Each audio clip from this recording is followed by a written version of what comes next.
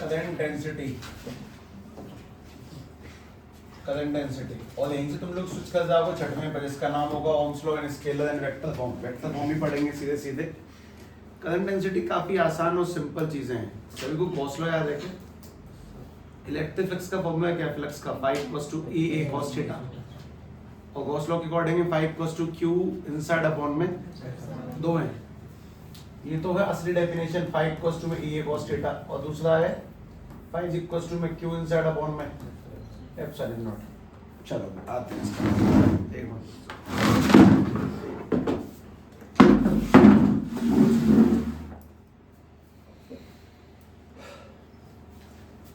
पहली चीज तो सभी लोग अच्छा डायग्राम बनाओ।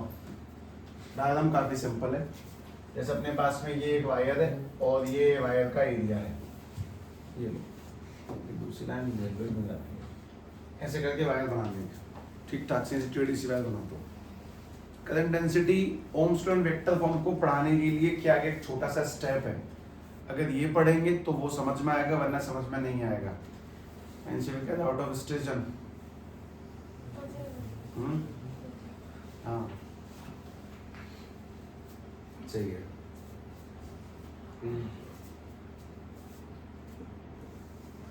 अच्छा ठीक है भाई। अब इस बात को एक बार देख के समझे ध्यान से। किसी वायर में एक चीज फ्लो करती है, उसका नाम क्या है? Current, that is current. Current flow कर रहा है इस वायर के अंदर, आई माने करंट। तो कितने एरिया में कितना करंट फ्लो कर गया, कितने एरिया में कितना करंट फ्लो कर गया, उसी को हम लोग क्या बोलते हैं? Current density. Current flow in per unit area. जैसे हम लोगों ने शायद वो फ्लक्स पढ़ा था, शायद फ्लक्स क्या चीज थी? फ्लक्स था किसी भी एरिया में से कितनी इलेक्ट्रिक फील्ड लाइंस परपेंडिकुलर पास होती हैं। वो वाला वर्ड परपेंडिकुलर भी था, तो इसीलिए फ्लक्स का फॉर्मूला बनता था phi इक्वल्स टू में EA cos थीटा। मतलब किसी भी एरिया में से कितनी इलेक्ट्रिक फील्ड लाइंस पास होती हैं, उनको हम लोग फ्लक्स कहते हैं। phi इक्वल्स टू में EA cos थीटा। ठीक वैसे करके किसी भी वायर के एरिया में से कितनी लाइंस नहीं, कितना करंट पास होता है, किसी वायर में से कितना करंट पास होगा, उसको हम लोग बोलते हैं करंट डेंसिटी। अच्छा, इसमें काम की चीज आई माने करंट है, ये क्या है? इस वायर का एरिया। तो किसी वायर में से कितना परपेंडिकुलर करंट पास हुआ, उसको हम लोग कुछ करंट डेंसिटी कहते हैं। तुम लोग जो मुझे बता सकते हो कि इसका फॉर्मूला क्या बनता होगा? करंट पर यूनिट एरिया, करंट पासिंग पर unit area is called current density, I upon में ए। तो इसको पहले लिख लेते हैं एक बार। करंट डेंसिटी यानी कि current passing through unit cross sectional area. इसमें बात आएगी परपेंडिकुलर, उसको हम लोग सेट कर लेंगे। Current passing through unit cross sectional area of a wire, unit cross sectional area of a wire is called current density. उसको हम लोग करंट डेंसिटी कहते हैं। मतलब किसी भी एरिया में से कितना करंट पास हुआ, बहुत छोटी चीज को करंट डेंसिटी कहते हैं। और ये वाली कहानी तुम्हें ohms law and vector form तक पहुंचाएगी, इस वजह से करंट डेंसिटी। अच्छा जी, अब दूसरी काम की बात, करंट डेंसिटी को हम किस लेटर से रिप्रेजेंट करेंगे वो देखेंगे। जैसे current is represented by I, area represented by A, लेकिन current density represented by J. ये भी डिफरेंट है। तो अपने पास में जे का फॉर्मूला क्या बन जाएगा? J equals to I upon में ए। करंट पर unit area is called current density. तो तुमसे बोले साहब इसकी यूनिट क्या होती है, तो इसकी यूनिट भी बता ही देना। क्या बनेगी यूनिट करंट डेंसिटी की? करंट की एम्पियर, एरिया की पर metre, ampere per metre square. Ampere per metre square की बेसिक छोटी सी यूनिट की, मतलब किसी भी एरिया में से कितना करंट पास होगा, उसको अपन लोग करंट डेंसिटी कहते हैं। एक काम की चीज। अब इस काम की चीज में और ध्यान से बहुत सारी बातें समझें कि कल को अगर हम लोगों को एक बात समझाई जाए कि इसमें इलेक्ट्रिक फील्ड हम लोग कौन सी लेते थे जो पास होती हैं परपेंडिकुलर, तो उसका फॉर्मूला बनता था फ्लक्स का EA cos थीटा। इसमें भी ऐसे ही फॉर्मूला बनता है, यहां से अगर कोई करंट का फॉर्मूला पूछेगा तो ए का मल्टीप्लाई करेंगे बनेगा जे ए cos थीटा।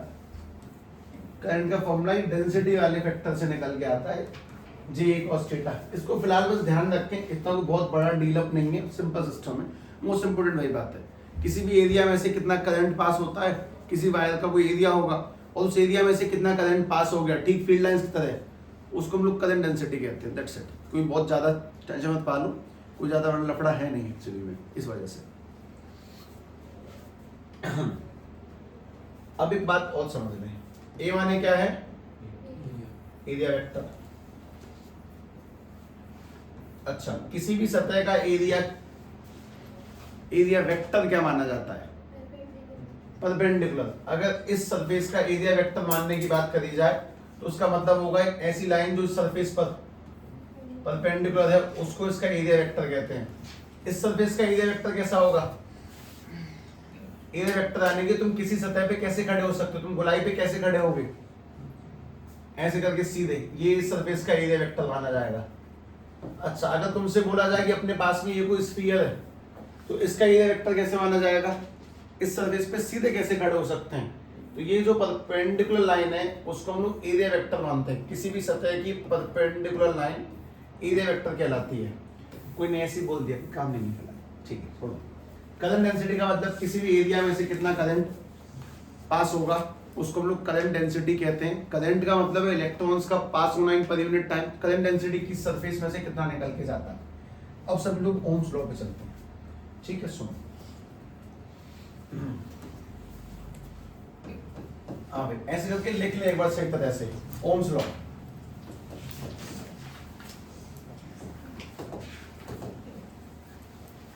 तुम दोबारा लिखने जा रहे हो, हालांकि तुमने आई इक्वल्स टू वी नाम में ड्राइव भी वही किया था।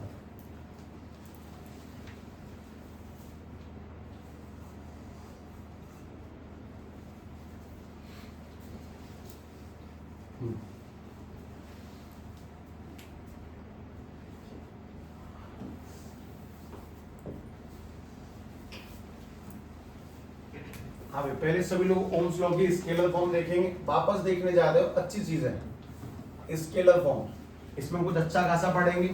फिर सभी लोग ओम्स लॉ की वेक्टर फॉर्म देखेंगे। वेक्टर फॉर्म तुम लोगों को याद हो तो जरा बताओ कि रेजिस्टिविटी का उल्टा क्या होता है। रेजिस्टिविटी का उल्टा कंडक्टिविटी, रिप्रेजेंटेड बाय लेटर जी या के, कुछ ऐसा कुछ है। ये तुम लोगों का वो वाला चैप्टर कौन सा है, इलेक्ट्रोकेमिस्ट्री, उसके एंड में आता है, ठीक है। ध्यान से बात समझे। स्केलर फॉर्म के अकॉर्डिंग हम लोग बेसिकली जानते हैं ओम्स का नियम था क्या, कि अगर पोटेंशियल वोल्ट बढ़ाएंगे तो करंट भी बढ़ेगा और अगर वोल्ट घटाएंगे तो करंट भी घटेगा। उसी बात को मैं लिखने जा रहा हूं, ध्यान से तुम भी लिख लो। Keeping the physical condition constant, keeping the physical condition constant, physical condition constant, कौन सी कंडीशन कांस्टेंट रखनी है, like temperature, area, material of wire and etc. The applied potential difference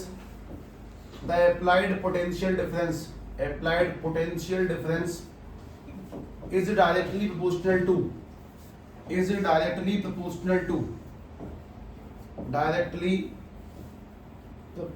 to current flowing through the wire, proportional to current flowing through the wire, current flowing through the wire, किसी भी wire में से कितना current flow होता है उसके directly proportional होगा। ऐसा अपन लोगों ने पढ़ा है। उस बात का साफ मतलब क्या था कि अगर वोल्ट बढ़ाएंगे तो करंट बढ़ेगा और अगर वोल्ट घटाएंगे तो करंट घटेगा। और हर एक वायर में ये वाला खेल अलग अलग होता है क्योंकि हर एक वायर का रेजिस्टेंस अलग है। इस पूरी कहानी को हम लोगों ने सेट कुछ इस तरह से किया था, that is V proportional to I। Proportional के यहाँ पे क्या लगता है, कांस्टेंट, और जो कांस्टेंट है उसका नाम क्या है, V equals to IR, R माने रेजिस्टेंस। और यहाँ से तुम्हें कुछ काम की चीजें ध्यान से देखनी है लगातार। पहली काम की चीज, अपने पास में इसका ग्राफ बनता है, सभी लोग वो ग्राफ समझे। ओम्स लॉ का ग्राफ कंडक्टर के लिए, दूसरे वो लोग जो ओम्स लॉ को फॉलो नहीं करते हैं, are called non ohmic conductor, semiconductor, और कुछ भी और ग्राफ और भी हैं। ठीक है, ध्यान से बात समझो। पहली बात तो ये समझो, जैसे अगर अपन लोग इस कहानी को कुछ ऐसे लिखते हैं, पहली चीज ये V वर्सेस I का ग्राफ है, V कैरेक्टरिस्टिक I, ठीक है। तो कंडक्टर में कहानी साफ साफ ये कि अगर वोल्ट बढ़ाएंगे तो करंट बढ़ेगा, वोल्ट घटाएंगे तो करंट घटेगा। जितना बढ़ाएंगे उतना बढ़ेगा, जितना घटाएंगे उतना घटेगा। तो इसीलिए इसका ग्राफ कुछ ऐसे जाता है, कुछ इस तरह से, ओम्स लॉ का ग्राफ। ये ग्राफ तुम्हें समझाता है कि अगर भाई तुम्हारा वोल्ट ज्यादा होगा तो करंट भी ज्यादा होगा, वोल्ट कम होगा तो करंट भी कम, वोल्ट ऊपर तो करंट भी आगे, वोल्ट और ऊपर तो करंट भी और आगे निकल जाएगा। ये कंडक्टर के लिए बनने वाला ग्राफ जो ओम्स लॉ को फॉलो करते हैं उनका ग्राफ है, conductor which follow Ohm's law, conductor which follow Ohm's law. ये सारे ग्राफ इसीलिए सामने आने चाहिए क्योंकि अगर बेसिकली बहुत से सवाल जो एमसीक्यूज के होते हैं ना ग्राफों से बहुत ज्यादा परेशान कर लेते हैं, इस वजह से। अच्छा, उसके बाद में और भी हैं जो ओम्स लॉ को फॉलो नहीं करते, ऐसे भी कुछ लोग हैं, conductor do not follow Ohm's law, ठीक है। जैसे कि उनका ग्राफ V वर्सेस I का उनका जो ग्राफ बनेगा, रेजिस्टेंस वैसे किसे कहते हैं? करंट को रोकने वाली क्षमता। तो मैं पूछता हूं, क्या रेजिस्टेंस नेगेटिव हो सकता है?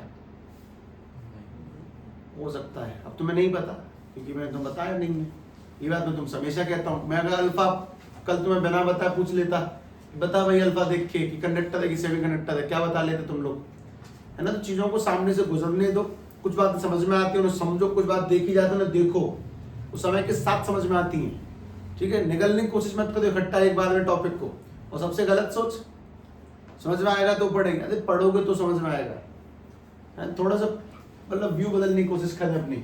खैर, V प्रोपोर्शनल टू Y, कुछ ऐसे भी फिगर हैं जो कभी तो मानते हैं ओम्स लॉ की बात, किसी लिमिट तक मानते हैं, उसके बाद नहीं मानते, वो फिर थोड़े से आगे जाके सीधा जाना चाहिए था, सीधे जाने के बाद थोड़े से कर्व हो जाते हैं, थोड़े से बिगड़ जाते हैं। मतलब कुछ ऐसा हिसाब किताब है कि ज्यादा वोल्ट देंगे तो कम ही करंट रह जाएगा, कुछ ऐसे भी हैं, उनको हम लोग बोलते हैं नॉन ओमिक कंडक्टर। ऐसे लोग जो कि ओम्स लॉ को एक लिमिट तक फॉलो करेंगे कि वोल्ट देने पे करंट, वोल्ट बढ़ने पे करंट बढ़ेगा, घटने पे घटेगा, एक लिमिट तक तो फॉलो किया उन्होंने यहां तक, उसके बाद फॉलो नहीं करते। मतलब तुम्हें ग्राफ देख के दिखना चाहिए, ये वाला ग्राफ किसके लिए है? जो ओम्स लॉ को पूरा फॉलो करेंगे। ये किसके लिए? जो ओम्स लॉ को बिल्कुल फॉलो नहीं करेंगे। दोनों है कौन? कंडक्टर। अब आती बात सेमी कंडक्टर की। हाँ, इसमें थोड़ी समस्या ये है कि सेमी कंडक्टर यार तुम लोगों ने पढ़ा नहीं है चैप्टर, और ये बीच पहले दे देता है। मुझसे कल 11th क्लास का एक बालक पूछ रहा था, साहब उसने एक सवाल दिया, विस्कोसिटी का डायमेंशन क्या होता है। अब वो डायमेंशन पढ़ रहे हैं पहला चैप्टर यूनिट्स एंड मेजरमेंट में, फिर उसने सर्च किया तो पता चला कि विस्कोसिटी तो उसके चैप्टर नंबर 10 में, 9 में, फ्लूइड मैकेनिक्स में। तो मुझसे कहता कि जी मैं पहला पढ़ रहा हूँ, मैं 9वीं का आंसर कैसे दे सकता हूँ 9वें चैप्टर का। बात तो सही है, फिर मैं क्या करूँ? कुछ नहीं, जाने दे, इस सवाल को छोड़ दे, बाद में जब आएगा फिर सीख जाइयो। और यही सही एडवाइस है। विस्कोसिटी रट भी लेगा तो भी तुझे क्या ही पता पड़ेगा कि ये क्या चीज है। तो ऐसे करके सेमी कंडक्टर है आखिरी का चैप्टर, लेकिन ठीक है स्टार्टिंग में आया तो बात समझ लेते हैं। इसका जो ग्राफ है वो कुछ ऐसे बनता है। सेमी कंडक्टर हम आगे भविष्य में जाके पढ़ेंगे, फिलहाल के लिख रहे हैं कि वो दो टाइप से काम करेगा। एक वो जिसमें वो करंट जाता है तो उसको बोलते हैं फॉरवर्ड बायसिंग, जब करंट नहीं जाता उसको रिवर्स बायसिंग, ऐसा कुछ है। पर फिलहाल तुम्हें नहीं पता इसलिए तुम बस डायग्राम बना लो। उसका ग्राफ ऐसे बनता है, ऊपर की ओर बनेगा मतलब कि वो फॉरवर्ड बायसिंग है, और अगर नीचे की ओर बनेगा मतलब कि वो रिवर्स बायसिंग है। ऐसे करके फॉरवर्ड बायसिंग और रिवर्स बायसिंग। सेमी कंडक्टर में एक ही में दो ग्राफ बनाए गए हैं, और रिवर्स बायसिंग। और एक कहानी काफी ज्यादा ऊंचे लेवल की है, उसको तुम लोग अपनी ग्रेजुएशन में जाके पढ़ोगे। ग्राफ बनाना है बस मुझे उसका, गैस के लिए। ओम्स लॉ गैस पे बहुत खतरनाक फॉलो होता है, बहुत ज्यादा। उठेगा, गिरेगा, फिर और गिरेगा, फिर शार्प एज लेके नीचे, कुछ ऐसा बनता है। मैं बनाऊं? गैस के लिए, मतलब for gases resistance can be negative, then दो मत लिखो है, छोड़ो, गैसेस में वो नेगेटिव हो जाता है कभी कभी, मत लिखो, कोई नीड नहीं है, कोई बात नहीं, सॉल्व है। अगर तुम्हें उसका आसान सा ग्राफ देखना है तो बस ऐसे देखना, जैसे यहाँ भी है, यहाँ पे आई है, अगर तुम उसको पलट के देखोगे तो ग्राफ आसान बनाया जा सकता तुम्हारे लिए। आई वी को अगर पलट दें तो ग्राफ कुछ खास नहीं, लेकिन ऐसे बन जाएगा, और ये ग्राफ बहुत बुरा है, मतलब तुम्हें इससे कुछ समझ में नहीं आता, तुम बस इसे देख के लिख सकते हो कॉपी में, और बस इतना पहचान सकते हो कहीं पे अगर ये वाला ग्राफ है तो किसके लिए बनाया गया है, गैस के लिए, ये गैस के लिए, ये वाले किसके लिए, कंडक्टर, ये वाला कंडक्टर, ये वाला किसके लिए, सेमीकंडक्टर, ये वाला गैस के लिए। हालांकि तुम्हें समझ में कुछ नहीं आता, बस स्ट्रेट पहचान सकते हो गैस है। और इस जगह पे काम की बात ये भी है कि रेजिस्टेंस कैन बी नेगेटिव, अब इसको डिस्कस मत करो मेरे साथ, वैसे लिख के छोड़ दो, रेजिस्टेंस कैन बी नेगेटिव एक छोटा सा पॉइंट है गैस में, कहना कि थोड़ी सी ऊंचे लेवल की बात हो जाती है, तुम्हारे लेवल से नहीं है, छोड़ो मत। ओम्स लॉ का मेन मतलब ये कि वोल्ट अगर बढ़ाएंगे तो करंट बढ़ेगा, घटाएंगे तो घटेगा, दैट्स इट। और उसको सबसे बढ़िया फॉलो करने वाले लोग कंडक्टर है, बाकी सब तो ऐसे ही है, सबसे बढ़िया कंडक्टर है और दूसरे सेमी कंडक्टर है, गैस वैस तो छोड़ो। ग्राफ कॉम्प्लेक्स है काफी ज्यादा, ये तो सिंपल सा दिख गया है तो मैं ऐसे ही काम चला हुआ ही, असली काम ये है नहीं एक्चुअली में। अब सभी लोग वेक्टर फॉर्म पे हैं ओम्स लॉ की, शायद पहली बार तुम ओम्स लॉ वेक्टर फॉर्म जैसा कुछ सीखोगे, v इक्वल्स टू IR से अपने आप को ऊपर उठाओगे तो तब तुम कुछ सीखोगे अच्छा खासा भी।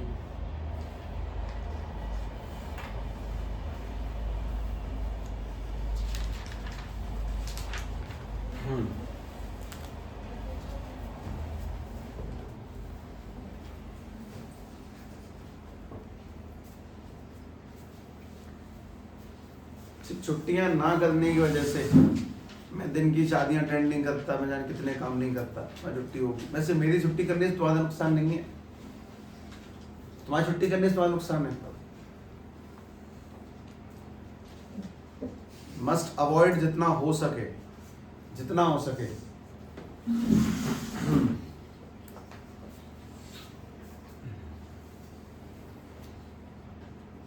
सुबह उठे ईश्वर की पूजा करें, कोई से भगवान जिन्हें तुम जानते हो उन्हें अभी से जप लें, अभी से,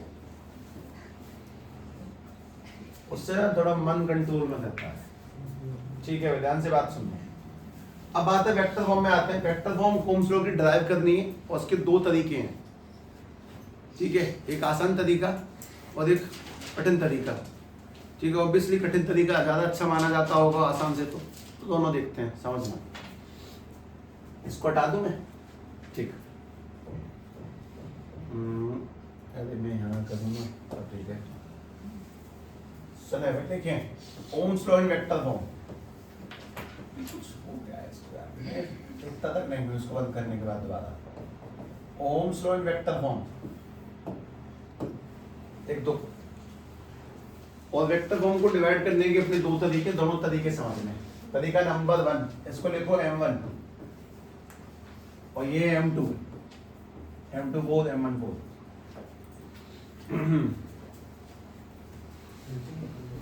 मेथड 1, मेथड 2। मेथड 2 में वैसे भी M2 लगाए तो खतरनाक है, तो ध्यान से बात समझे। पहली बात तो ये कि ओम्स लॉ कब चलता है, जब कोई भी वायर है उसमें क्या फ्लो करता हो, करंट, उसको क्या दी गई, कुछ ना कुछ वोल्टेज, और वायर की कुछ ना कुछ क्या होनी चाहिए, लेंथ, वायर का क्या होना चाहिए, एरिया होना चाहिए, रेजिस्टेंस, और देन क्या क्या, ओम्स लॉ। ओम्स लॉ है क्या, V इक्वल्स टू में IR। यहां से हम वेक्टर फॉर्म में एक बार में चले जाएंगे, देखना। ये V माने क्या है, पोटेंशियल। मैं पोटेंशियल जगह एक चीज लिखूंगा, तो मैं बस वहां पे ये देखना है कि चीज कहां से आई, E मल्टीप्लाई में L, V की जगह E मल्टीप्लाई L। और ये कहां से आती है बताता हूं तुम्हें। इलेक्ट्रिक फील्ड और पोटेंशियल का एक रिलेशन है, V इक्वल्स टू माइनस के E इंटू में R।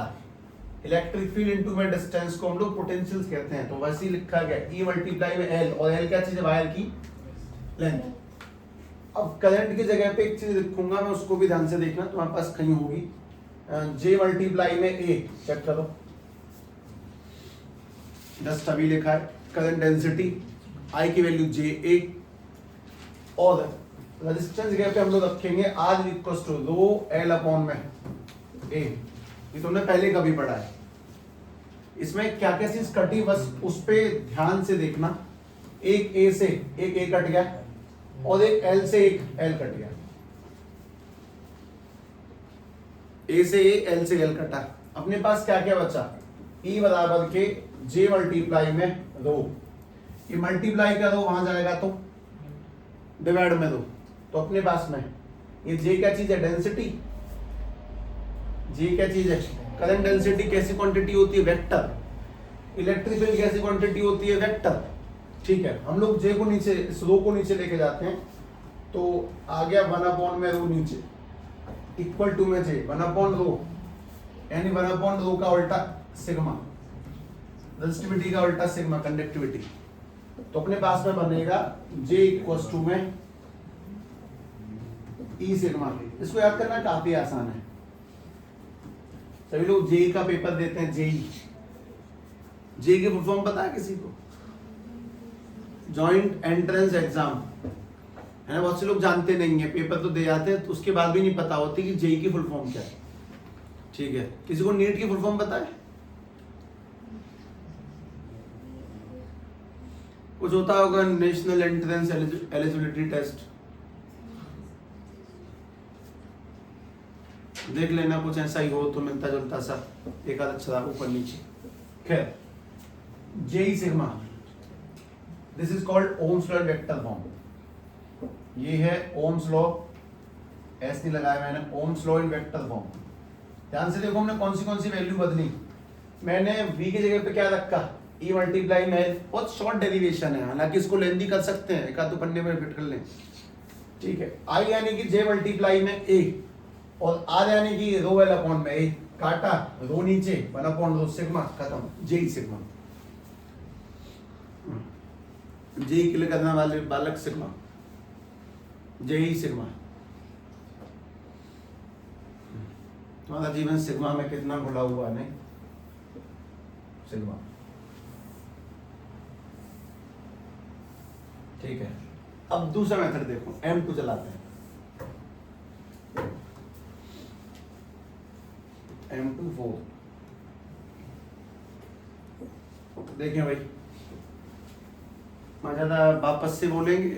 करंट का और उसका एक रिलेशन था ड्रिफ्ट वेलोसिटी का, याददाश्त का खेल। I इक्वल्स टू वी ना, I इक्वल्स टू वी ना। ठीक है, ड्राइव करते हैं इनसे, VENA। दोबारा से, ये ड्रिफ्ट वेलोसिटी का फॉर्मूला याद है?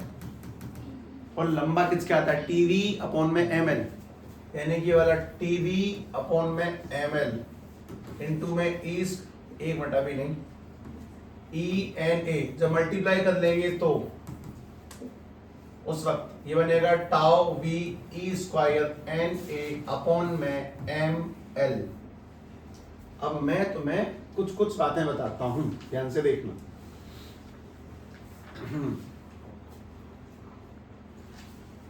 इसमें ए माने एरिया को हम लोग डिवाइड में लेके गए तो करंट पर unit area tau V E square N upon में एम एल। हाँ भाई, करंट अपॉन में एरिया क्या बन जाएगा? करंट अपॉन में एरिया, जे फॉर डेंसिटी। ये वी माने क्या चीज है? पोटेंशियल। इसको एक मिनट सेव रखते हैं, कुछ कर ही लेंगे इसका भी, वरना वैसे तो तुम थोड़े बहुत तो होशियार हो ही। देखो सभी लोग यहीं देखना, V अपॉन में L, जरा यहीं से बनाते हैं, यहीं से, इस वाली जगह से फॉर्मूला बनाना अपन लोगों को। Potential is equal to E multiply में L होता है। अगर L को नीचे लेंगे तो V upon L equal to, तो मैं तुमसे कहता हूँ V अपॉन L की जगह पे E लग जाएगा। अब क्या क्या बचा? Tau E square N upon में M। तो बता ये किसका फॉर्मूला है? रो, उल्टे रो का ये नहीं होता, रो का ये होता है M, नहीं रो का ये वाला होता है M tau E square N। जब इसको हम यहाँ देखेंगे तो J इज इक्वल टू में E मल्टीप्लाई में, ये उल्टा है, ये 1/, में रो है, तो अगर इसको यहीं के लगा दे तो J इक्वल टू में E मल्टीप्लाई में सिग्मा। अब डन हुआ। हाँ भाई इसी भी लिख दें, दो फॉर्मूले, वो वाला काफी आसान है इसका मतलब, है ना, इसको तो मतलब कॉम्प्लिकेटेड है ये तो एक तो बस देखना पड़ेगा तब बनता है। इसके दो स्टार लोग तुम्हारे सामने रखे हुए हैं और कुछ खास नहीं, बस इतना याद होना चाहिए कि हाँ ओम्स लॉ वेक्टर फॉर्म को जेई सिग्मा कहते हैं। यूजफुलनेस तो कुछ नहीं है इसके फिलहाल, पर एटलीस्ट पता होना चाहिए, टॉपिक आया इस कारण से।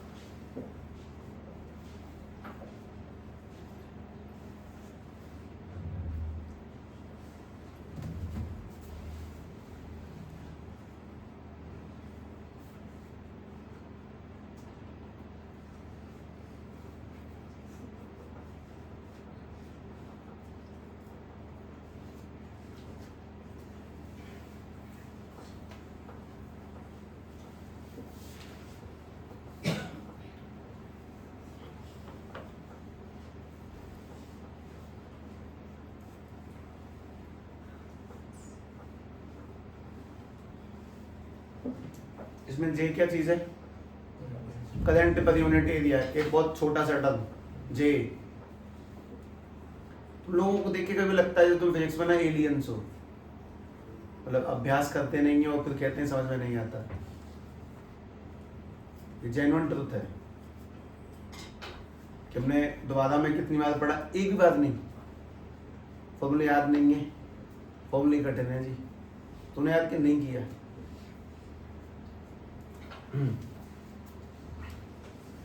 ठीक है भाई, अपन लोग 5वां था, इसे 6वां था, मैं 6वां था, ठीक है। उसके बाद में अगला क्या लिखा वो बताओ। ओम्स लॉ वेक्टर फॉर्म के साथ साथ जो आगे कहानियां हैं वो कौन सी हैं? बहुत सिंपल सिस्टम होगा वो वाला, तो combination of register, combination of register,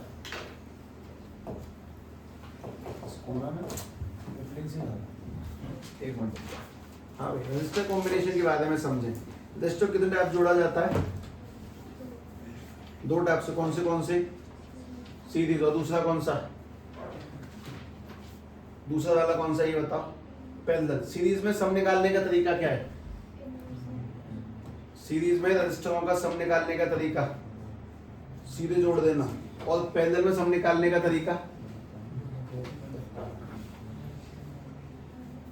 रजिस्टरों को पैरेलल में कैसे जोड़ते हैं? उल्टा। सीधे में कैसे जोड़ते हैं? सीधा। एक सवाल सॉल्व करो। हेलो, बढ़िया हाल है भाई। एक दिक्कत आ रही है मैं बहुत ज्यादा, पिछले 3-4 दिन से आ रही है। एक तो ये बीच में चलते चलते लैग कर जाता है, मतलब मैं एक लेटर लिख के 2-3 लाइनें आगे बढ़ गया, बाद में आएगा होश उसको। और दूसरा ये कि white board is not responding, close है फॉर वेट, बीच बीच में जी। क्या कर लेगी जी? तो मैं टीम को कॉल करूं? अच्छा ठीक है, ठीक। नहीं अभी तो मैं ही इतना कंटेंट दे रहा हूँ और उसमें कुछ ज्यादा फाइल भी नहीं है। इसमें दिक्कत क्या है वो आप टीम को बताइए ना, करवाइए जो भी है। ठीक है।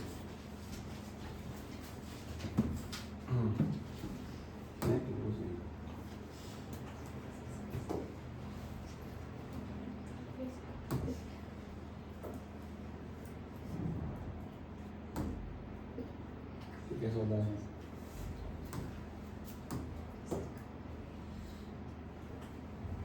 कहाँ थे हम?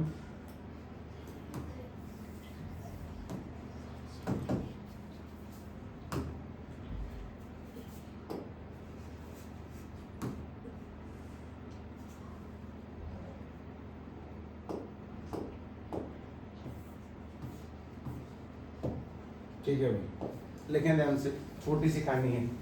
Combination of resistors, combination of resistors. अपने पास में बेसिक से दो ही कॉम्बिनेशंस हैं, एक तो सीरीज और दूसरा पैरेलल। सभी लोग बहुत छोटी छोटी बातों को सबसे पहले लगा लेंगे, हालांकि अगर इसको जेन्युइनली तरीके से कराया जाए तो तरीका बहुत कक्षा 10वीं का लो लेवल से साउंड करता है, मैं तुम्हें थोड़ा सा सही तरीके से कराता हूँ इसको, ध्यान से सुनिए। पहली काम की चीज तो सीरीज कॉम्बिनेशन कौन सा है, इसमें तार सेम रहता है, उससे वायर जुड़े होते हैं, और पैरेलल जिसमें तार टूट जाता है। तो में से कोई ऐसा तो नहीं है जिसमें सीधे 9 के बाद 11 पड़ी हो बात है और अब मैं आ गया 10 भी नहीं पड़ी है, सबने कदी होगी ना वो तो। ठीक है, ध्यान से बात समझे। सीरीज कॉम्बिनेशन में एक ये रजिस्टर, दूसरा ये वाला रजिस्टर, ये वाला रजिस्टर। मतलब प्रश्न बड़ा सिंपल सा है, मैंने तुमसे लगभग कुछ दिन पहले जब लोग वो पढ़ रहे थे, क्या कहते हैं उसको, कैपेसिटर, तब पूछा था कि मैं इन तीनों की जगह पे एक लगाना चाहता हूं तो कितने का लगाया जाए, उसका टोटल कैसे निकलेगा बताओगे? टोटल निकालने का तरीका इसमें सीधे है, R1 plus R2 plus R3, लेकिन पैरेलल में कैसे था, उल्टा। अगर अपने पास में ये वाला कॉम्बिनेशन कुछ इस तरह से काम कर जाए, ये वाला R1, ये वाला R2, ये वाला R3, और इन तीनों को जोड़ा जाए तो ये किस तरह से जुड़ेगा, R1 R2 R3, और इन तीनों का टोटल निकल के आएगा, दैट इज कॉल्ड RT। और उसका हम लोग सम कैसे निकालते हैं, 1 में RT इक्वल्स टू में 1 में R1 प्लस के 1 में R2 प्लस के 1 में R3। लेकिन इस बात को सिर्फ लिखते हैं में, वो तो समझाने में जमीन आसमान का अंतर है। ठीक है, सोचते हैं, समझना है क्या वो सोचते हैं, लेकिन सोचने से पहले भी काम की चीज, सीरीज में क्या सेम रहता है, सीरीज में करंट सेम होगा, और पैरेलल में वोल्ट सेम होंगे। पैरेलल में वोल्ट, हम लोगों को आदत पड़ गई वोल्ट कहने की, वरना एक्चुअल नाम तो इसका पोटेंशियल है। ठीक है, सीरीज में करंट सेम होगा, पैरेलल में वोल्ट सेम होंगे।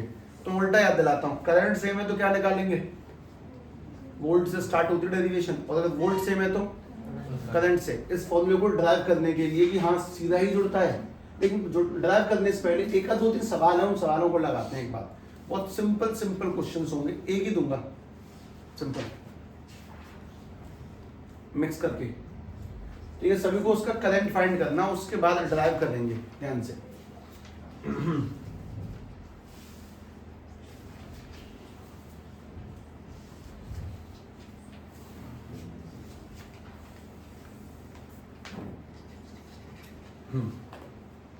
इसमें कुछ करना ही नहीं है तुम्हें। देखो ऐसे लिख रहे हैं अभी, ये भी 4-5 दिन पहले 10th के बालकों को पढ़ाया गया है डिट्टो। उनके सवाल तो तुम्हारे स्टैंडर्ड से काफी अच्छे थे।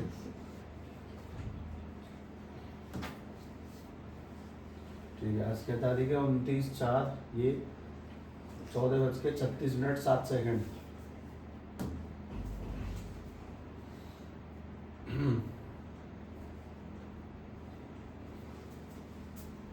कहीं है इलेक्ट्रिसिटी, कोई नहीं, मैं देता हूँ तो सुनो। सभी लोग सवाल लिखें, इसका आंसर निकालना है, इसमें कितना करंट फ्लो करेगा। एक रजिस्टर, दूसरा रजिस्टर, उसके बाद में एक रजिस्टर ये वाला, एक रजिस्टर ये वाला, वापस से एक और रजिस्टर लगा हुआ है। मैं बस ये चेक कर रहा हूँ कि तुम्हारी याददाश्त कैसी है फिलहाल। चल भाई फाइंड कर रहे हैं, सभी को करने का तरीका अगर अपना अपना जो भी है सब अपना अपना अप्लाई करें। हमारा लगता ना, मतलब स्टेप बाय स्टेप नीचे आना, स्टेप बाय स्टेप ऊपर जाना, ट्राई करते हैं। 5 ओम, 3 ओम, 6 ओम, 2 ओम।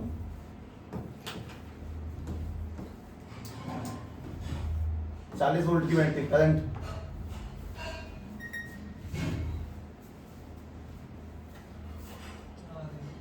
सही है जवाब।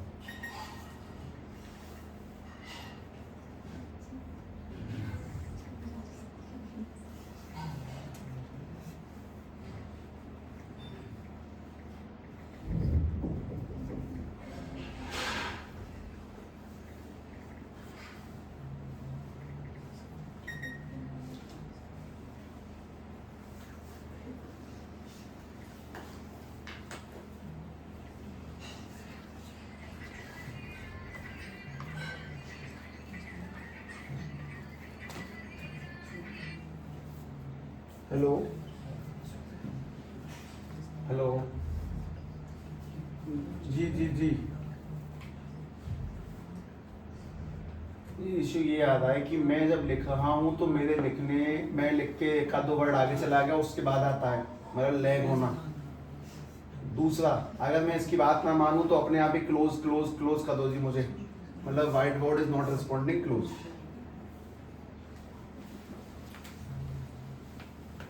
जी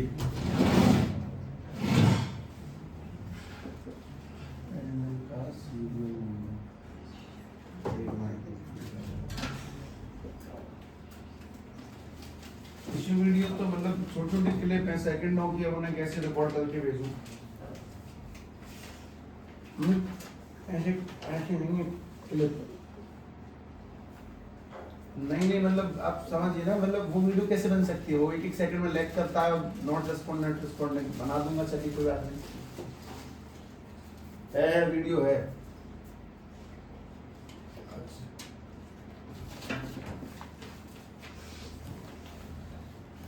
एक मिनट, आपने लिखा होगा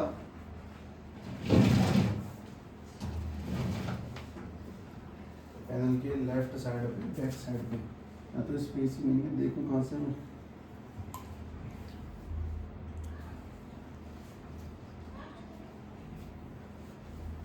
अच्छा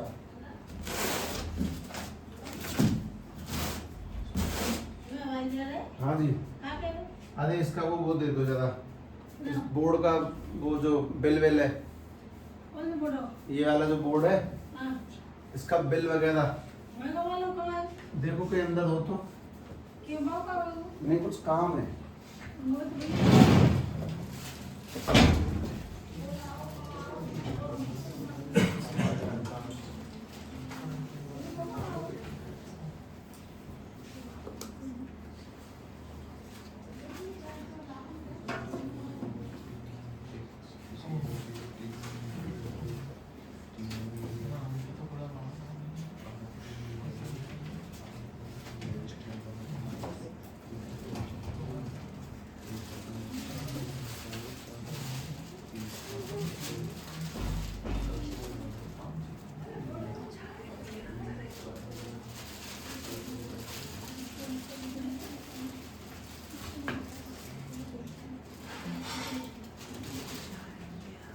हमें आंसर बताओ। 4 एम्पियर। पहली बात तो नेट रेजिस्टेंस कितना निकला? 10। कैसे निकाला? अब इस कहानी में थोड़ी सी दिक्कत बस ये कि तुम में से कितनों का पुराना स्टैंडर्ड ठीक नहीं है। अगर ठीक नहीं है तो उसे जल्दी ठीक करने की कोशिश करना, उसमें टाइम मत लगाना। जैसे कि पहली बात तो ये, किसी सवाल को सॉल्व करने का सबसे बढ़िया सिंपल सिस्टम, करंट निकालें। करंट को मैं दिखा नहीं, शायद होगा, आराम से ढूंढेंगे तो मिलेगा, पक्का कंफर्म नहीं है। अब करंट बाहर निकला, करंट आगे निकलते करंट 200 में टूट गया। जैसे तार टूटेगा वो पैरेलल, तार के टूटते वो पैरेलल हो गया, मतलब ये दोनों किस में? सीरीज में। ये टूटते किस में आ गया? अब ये सीधा जा रहा है तो ये भी किस में है? सीरीज में। ये भी किस में है? सीरीज में। वापस से जुड़ गया। तो कभी भी सवाल को तुम ऐसे सॉल्व नहीं कर सकते, सीधे सर्किट को रीड्रॉ करो, उसमें टाइम लगता है, बहुत बढ़िया तरीका है। अच्छा, जैसे हम लोग जब आंसर निकालेंगे तो 2 और 1 3 ओम निकल के आया। उसके बाद में इस सर्किट को वापस से ड्रॉ किया, 5 और 3 ये वाला 8 ओम, और उसके बाद में 6 और 2 ये वाला 8 ओम। फिर हम लोग जब आगे बढ़ाएंगे तो ये वाला कितना? 3 ओम। अपने पास में नीचे की जो कहानी है दैट इज कितनी चल रही है फिलहाल? 40 वोल्ट। ऐसे रीड्रॉ करें। अब 8 और 8 साफ साफ दिखाई देता है किसमें? पैरेलल में। तो उसको जोड़ो, 1/8 प्लस 1/8 यानी कि 2/8 काटेंगे तो 1/4 उल्टा करेंगे तो कितना? 4 ओम। यानी कि इन दोनों की जगह पे हम लोग लगा सकते हैं, एक तो ये 3 ओम वाला है, उसके बाद में ये 8 और 8 वाला 4 ओम, और उसके बाद में ये वाला 3 ओम। वापस से इसको सीधा किया, ठीक, ये तीनों एक लाइन में आ गए, यानी कि तीनों किस में आ चुके हैं? सीरीज में। सीधे सीधे प्लस करेंगे, 4 और 3 7 और 3 10, यानी हम लोग जब आंसर निकालेंगे तो इसका इकट्ठा आंसर निकल के आएगा दैट इज 10 ओम, और उसके नीचे चल रहा है अपने पास में 40 वोल्ट। तो इसका करंट, तो भविष्य में जाकर चीज सीख जाओगे, अभी तो कुछ नहीं है, ठीक है। हाँ भाई, V = IR का इस्तेमाल किया तो बैटरी के वोल्ट कितने? 40। करंट का पता नहीं है, रेजिस्टेंस कितना है? 10 से काटेंगे तो कितना निकल गया आंसर? 4 एम्पियर। ऐसे ऊपर से नीचे आओ, सर्किट को देखते हुए अंदर से। अगला सवाल ट्राई करो, क्योंकि तुम्हें कुछ तगड़ा सिखाना, उसके बाद तुम वापस से जाओगे, ठीक है। सर्किट को रीड्रॉ करना, उस कहानी में टाइम लगता है, पर टाइम वाली बात नहीं है। इस बात को सीखो, बिना सीखे मजे नहीं आएंगे अगली चीज को पढ़ने में।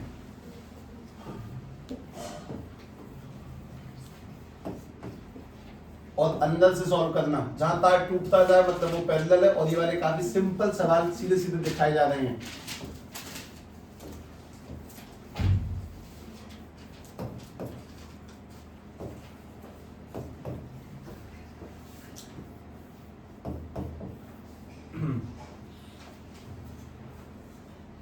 ये वाला 6, ये वाला 4, ये वाला 7, ये वाला 6, ये वाला भी 6, 8, 4 ओम, ये वाला भी 4 ओम, बैटरी वोल्ट है 50 वोल्ट। सर्किट इजी ड्रॉ करें, सही है।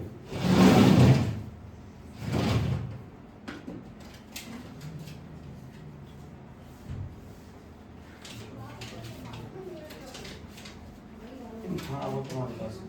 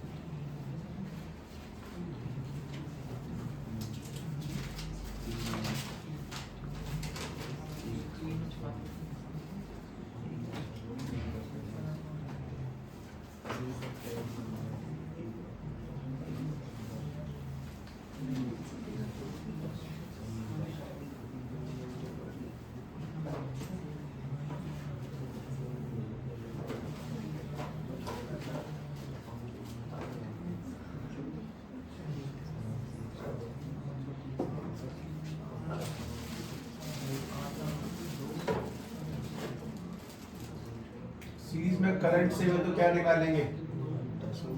वोल्ट। और पैरेलल में वोल्ट सेम है तो क्या निकालेंगे? करंट। इस बात का मतलब भी समझा जाएगा तुम्हें।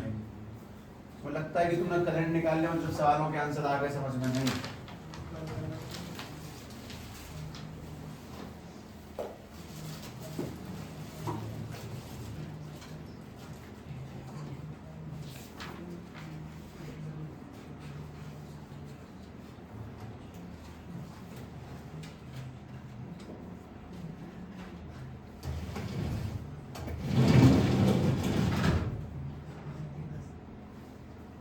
करंट आया कितने एम्पियर? पहले ऊपर से नीचे आते हैं, बात समझो क्यों।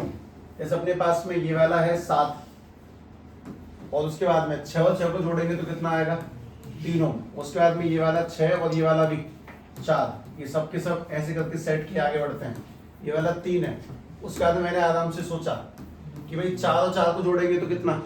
2, यानी इन दोनों की जगह पे लगा दिया अपन लोगों ने 2 ओम। फिर हम लोग थोड़ा सा नीचे चले गए और नीचे जाते ही फिर तुम्हें वापस सोचना है 7 और 3 एक ताद है 10, 6 और 4 भी एक ताद है 10, तो इनको मैं 5 नहीं करूंगा। ध्यान रखना, ना करने का रीजन कुछ बहुत अच्छा ही होगा।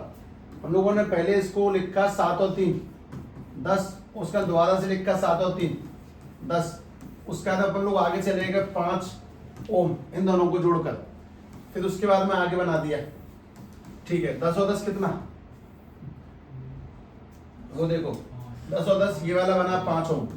आगे भी अपने पास में चल रहा है 5 ओम और इसके नीचे बैटरी कितने वोल्ट की है? 50 वोल्ट की। ठीक है, 5 और 5 को अब जोड़ दो। ये वाला कितना निकल के आया? 10 ओम और नीचे अपने पास में 50 वोल्ट की बैटरी है। करंट कितना बना? 5 एम्पियर। करने का तरीका सर्किट को रीड करना। अब बात सुनो, मतलब सवाल तुमसे ये यहाँ पे कितने तुम्हें दिखाई दे रहे हैं? 1 2 3 4 5 6 7 8, इन सभी पे कितने कितने वोल्ट है और कितना कितना करंट है, वो कैसे निकालोगे? अब सुनो, अब जैसे तुम ऊपर से नीचे आए हो ना, अब उल्टा चलो। अब नीचे से ऊपर चलते हैं। अगर सीरीज में है तो हम लोग सीरीज में क्या सेम होता है? हम क्या निकालेंगे, वोल्ट। इस बात का मतलब क्या है, मतलब जानो। ये दोनों किसमें है, तो यहाँ पे कितना कितना करंट लगेगा, यहाँ पे करंट है जी 5 एम्पियर, यहाँ पे भी करंट कितना है, तो वोल्ट निकालो पहले इस जगह पे। V इक्वल्स टू में IR के अकॉर्डिंग, यहाँ पे करंट 5 है, यहाँ पे रेजिस्टेंस भी 5 है, तो वोल्ट कितने आ गए, 25 वोल्ट। तो इस जगह के जो वोल्ट है वो है 25 वोल्ट, और इस जगह के जो वोल्ट है वो भी कितने हैं, 25 वोल्ट। एक तो ये कहानी खत्म। एक कदम ऊपर चलो, 5 वाले पे कितना करंट है, 5 एम्पियर, कितने वोल्ट है, 25 वोल्ट। ये वाले 5 पे 5 तो है ही नहीं है, रुक जाओ, ये दोनों किसमें है, तो पैरेलल में क्या सेम होता है, तो पहले वोल्ट रखो, 25 वोल्ट और 25 वोल्ट, क्या निकालेंगे, करंट। उल्टा खेल खेलना है, पैरेलल में वोल्ट सेम है तो वोल्ट रख देंगे, करंट निकालेंगे, वोल्ट सेम है, वोल्ट रख देंगे, करंट निकालो, यहाँ करंट निकालेंगे। V इक्वल्स टू IR, यहाँ पे कितने वोल्ट है, 25 वोल्ट, यहाँ पे करंट कितना है नहीं पता, रेजिस्टेंस कितना है इस जगह पे, 10 को डिवाइड में लेंगे तो 2.5 एम्पियर, तो यहाँ पे जो करंट निकल के आएगा दैट इज 2.5 एम्पियर।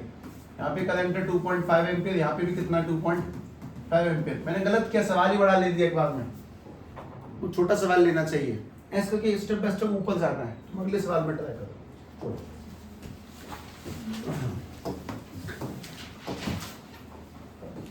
बस मेन चीज, सीरीज में करंट सेम है तो करंट रख दो, वोल्ट निकालो, फिर ऊपर जाओ, वोल्ट सेम है तो वोल्ट रख दो, करंट निकालो।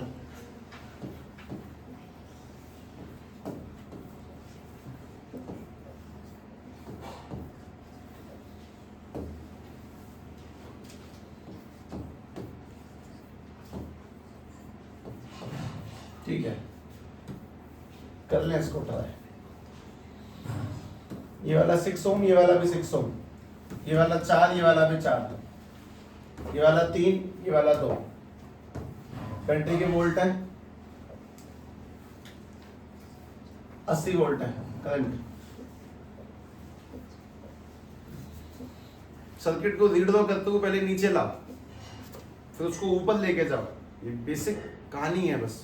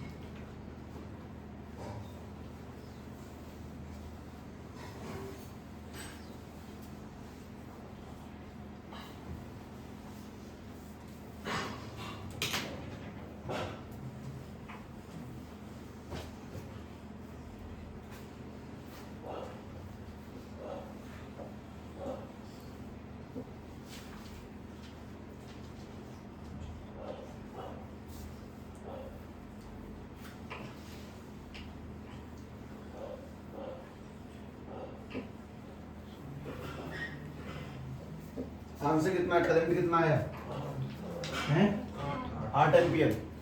अब उसको ऊपर लेके चलो,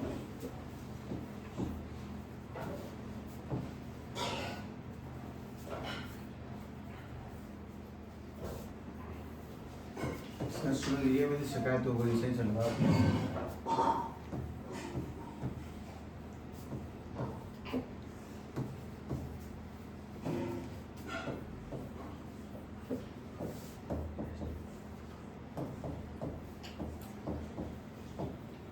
करंट आ गया 8 एम्पियर, एक काम खत्म। अब एक स्टेप ऊपर जाएं, ये सब सीरीज में है, पहले क्या लगाएंगे, करंट, क्या निकालेंगे, वोल्ट। सीरीज में करंट से तो पहले करंट लगाओ, यहाँ पे 8 एम्पियर, यहाँ पर भी 8 एम्पियर, यहाँ पर भी 8 एम्पियर और यहाँ पर भी 8 एम्पियर। वोल्ट निकालेंगे तो 8 दूनी, इस जगह पे कितने निकलेंगे 16 वोल्ट। यहाँ पे निकालेंगे तो 8 दिया 24 वोल्ट, यहाँ पे निकालेंगे तो 8 दिया 24 वोल्ट, यहाँ पे निकालेंगे तो 8 दूनी 16 वोल्ट। इनको जोड़ लो 80 बैठेगा अभी भी। 24 और 16 40, 24 और 16 40 और 40 80 बैठता है, सही बैठता है एकदम। एक कदम ऊपर चले। इस दो वाले पर कितना करंट है 8 एम्पियर और कितने वोल्ट है 16 वोल्ट। इस 3 वाले पे कितना करंट है 8 एम्पियर, कितने वोल्ट है 24 वोल्ट। अब बाकियों का हिसाब किताब देखना। ये 3 जहां से आया वो आदमी किसमें थे, तो पहले क्या रखोगे, पहले में वोल्ट से होता है, पहले वोल्ट रखो, करंट निकालो। यहाँ पे वोल्ट कितने कितने रखे जाएंगे 24 वोल्ट, यहाँ पर भी कितने वोल्ट आएंगे 24 वोल्ट। कितना कितना करंट निकलेगा, यहाँ पे 4 एम्पियर, यहाँ पर भी कितना 4 एम्पियर। वापस ऊपर जाए, जिस जगह से 2 आया है वो लोग किसमें थे पैरेलल में, तो पहले क्या रखोगे वोल्ट और क्या निकालोगे करंट। तुमने यहाँ पे रखे 16 वोल्ट, यहाँ पर भी रखे 16 वोल्ट और करंट निकालने के लिए V/R किया 4 एम्पियर, यहाँ पर भी कितना 4 एम्पियर। ऐसे स्टेप डाउन स्टेप अप, इस तरह से। मतलब पहली मेन बात ये कि सीरीज में क्या सेम होता है, तो हम करंट रख के क्या निकाला करेंगे वोल्ट। पैरेलल में क्या सेम होता है वोल्ट, तो हम क्या निकाला करेंगे करंट। उल्टा निकालना है। ये बेसिक न्यूमेरिकल प्रॉब्लम है जिनको सीरीज और पैरेलल कॉम्बिनेशन नाम से जानते हैं। इस पूरी कहानी में एक काम की चीज, पैरेलल को कैसे जोड़ते हैं उल्टा, सीरीज को कैसे जोड़ते हैं सीधा। इसी बात को जरा ध्यान से देख जाओ, जल्दी से देख जाओ। जैसे हमारे पास में ये 1 2 3 और मेरा सवाल है कि मैं इन तीनों की जगह पे 1 लगाना चाहता हूं, तो हम इसको ड्राइव कैसे करेंगे। ये RT है, ये वाला R1 है, ये वाला R2 है, ये वाला R3 है। सीरीज कॉम्बिनेशन के फॉर्मूले को वापस से ड्राइव करने जा रहा हूं, जैसा कि कैपेसिटेंस में था। हाँ भाई, सीरीज में क्या सेम है, तो यहाँ पर करंट है I, यहाँ पर भी करंट है I, यहाँ पर भी करंट है I, यहाँ पर भी करंट है। क्या सेम लेंगे वोल्ट, तो यहाँ पर वोल्ट कितना V1, यहाँ पर वोल्ट, यहाँ पर वोल्ट V3, यहाँ पर V। वोल्ट निकालने का तरीका V इक्वल्स टू IR, यानी यहाँ पे वोल्ट निकालेंगे तो IR1, यहाँ निकालेंगे तो IR2, यहाँ निकालेंगे तो IR3, यहाँ निकालेंगे तो IRT। वापस सुनो, सीरीज में क्या सेम है करंट, डेरिवेशन किससे स्टार्ट होगी वोल्ट से। पैरेलल में क्या सेम है वोल्ट, डेरिवेशन किससे स्टार्ट होगी करंट से। तो हम वोल्ट से स्टार्ट करो, सीरीज में करंट सेम है, वोल्ट से स्टार्ट करो। V1 plus V2 plus V3 equals to में V1 की जगह पे IR1, V2 की जगह पे IR2, V3 जगह पे और V की जगह पे IRT। इसमें कुछ कॉमन लेके कट जाएगा, I कॉमन लेंगे तो R1 प्लस के R2 प्लस के R3 इक्वल्स टू में IRT। I से I काटा तो R1 प्लस के R2 प्लस के IR3 इक्वल टू में RT। मोस्ट इंपोर्टेंट, अपना वो टैगलाइन काफी अच्छा है, करंट सेम है तो वोल्ट से स्टार्ट होगा, और अगले वाले में वोल्ट सेम है, करंट से स्टार्ट करेंगे।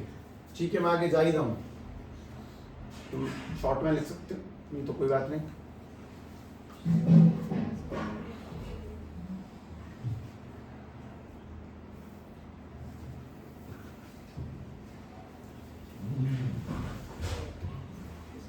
ठीक है भाई, अगला है पैरेलल कॉम्बिनेशन। पैरेलल कॉम्बिनेशन, अगर हमारे पास में ये वाले रजिस्टर है 1 2 3 और मेरी इच्छा है कि मैं इन तीनों की जगह पर इतने बड़ा सर्किट क्यों बनाऊं, जगह कम घेरते हैं ना, इन तीनों की जगह पर 1 बना दें, RT कहते हैं उसे। तो उसका टोटल निकालने का फॉर्मूला हालांकि तुम लोगों को आता है, पर ड्राइव तो करके देखो एक बार। पैरेलल में क्या सेम है, हम निकालेंगे भी करंट और डेरिवेशन की स्टार्टिंग भी कहां से होगी करंट से। तो पहले मैंने इसमें वोल्ट रखा भाई, अगर यहाँ पे V वोल्ट है तो यहाँ पर भी V वोल्ट, यहाँ पर V वोल्ट है, यहाँ पर भी V वोल्ट। करंट निकालो, इसे करंट I1, यहाँ पे करंट I2, यहाँ पे करंट I3 3 और यहाँ पे current I। V equal to में IR के अकॉर्डिंग करंट निकालने का तरीका क्या है? V अपॉन में R इक्वल टू I। तो इसका इस्तेमाल करते हुए I1 कैसे निकलेगा? V अपॉन में R1। I2 कैसे निकलेगा? V अपॉन में, और ये कैसे निकलेगा? V अपॉन में R3। और ये वाला कैसे निकलेगा? V अपॉन में RT। इसमें करंट सेम था, ये वोल्ट से स्टार्ट हुआ, इसमें वोल्ट सेम है कि करंट से स्टार्ट करो, यानी कि I1 प्लस के, I2 प्लस के, I3 इक्वल टू में I1 की वैल्यू V अपॉन में R1, I2 की जगह पे V अपॉन में R2, I3 की जगह पे V अपॉन में R3 और I की जगह पे V अपॉन में RT। इसमें एक चीज कॉमन लेके कट जाएगा, और V कॉमन लेके जैसे ही काटेंगे तो 1 अपॉन में R1, 1 अपॉन में R2 और 1 अपॉन में R3 और इक्वल टू 1 अपॉन में RT। दैट्स इट, ये खत्म हुआ। मेन काम की चीज तुम अपने दिमाग से इतना सोचो कि सीरीज में सेम क्या है, करंट तो वोल्ट निकल के शुरुआत होती है, मैं अपनी बुद्धि का थोड़ा सा प्रयोग करके उसको लिखूंगा तो हो जाएगा। पैरेलल में वोल्ट सेम होता है, मुझे करंट से स्टार्ट करना, डेरिवेशन हो जाती है। लेकिन उससे भी काम की बात ये कि सीरीज में रेजिस्टेंस का टोटल कैसे निकलता है, सीधा जुड़ के। पैरेलल में कैसे निकलता है, उल्टा जुड़ के। दैट इज सफिशिएंट, उससे ज्यादा मूड बांधने की नीड नहीं है। पर तुम लोगों के लिए एक बहुत अच्छी बात बताई जाती है, ये चैप्टर का आधा हाफ पेज है, ये बिल्कुल डिफरेंट है उस हाफ पेज से जो तुम कल से पढ़ना स्टार्ट करोगे। ठीक है, वो वाला ब्रिलियंट फेज माना जाता है इस चैप्टर का। इस वजह से कल के टॉपिक का नाम लिख दे टॉप पे, तो सेल, CELL सफिशिएंट है। And revision revision and revision. ठीक है, चलो।